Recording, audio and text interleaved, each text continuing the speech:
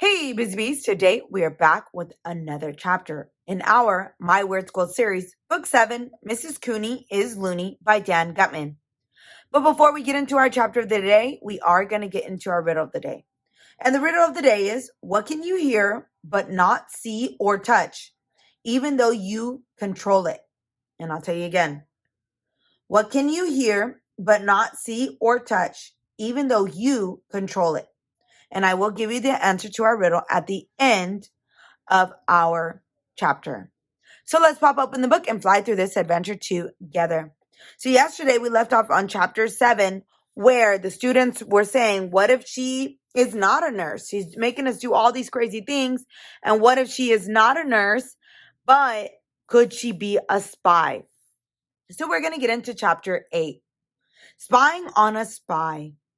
We decided the only way to find out if Mrs. Cooney was really a spy would be to spy on her. So we watched her like a hawk the whole next day. Andrea listened to Mrs. Cooney's conversations whenever she talked with the teachers. Me and Brian snuck into the nurse's office during recess. Emily pretended to be sick so she could gather more information. Finally, when school let out at 3 o'clock, we got together at the monkey bars in the playground to compare notes. There's a cabinet in the nurse's office that's locked at all times, Emily said. And I saw the word poison on a bottle inside. Poison, Michael said. Spies are always poisoning people. And she took my temperature with that weird thing she sticks in your ear, said Emily. How do we know that thing is really a thermometer? Asked Ryan. Maybe it's a secret brain scope. She has all kinds of spy gadgets, said Ryan. Like those machines she uses to test our eyesight and hearing every year. Maybe she really uses them to transmit secret coded messages. What about that tape measure thing she got? I asked.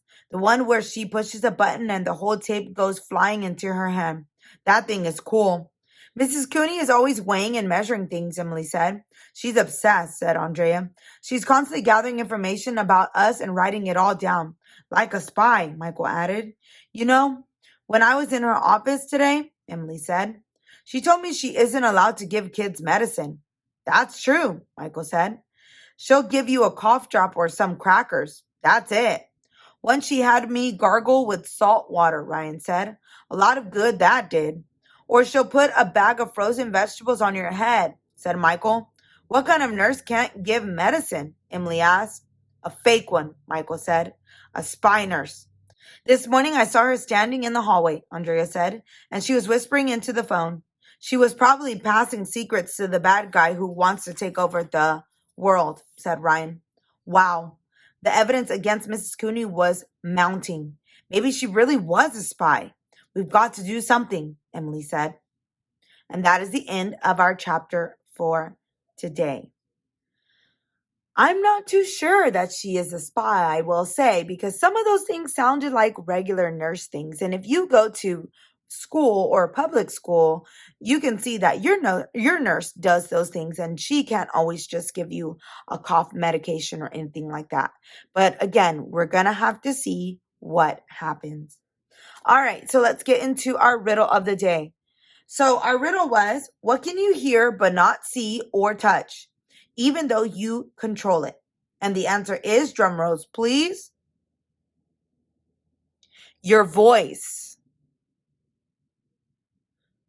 So you can hear your voice, but you can't see it and you can't touch it. And you control it because you control when you talk or not. If you like this video, give it a like. And if you'd like to follow along for more adventures, hit that subscribe button. And I will see you on the next one.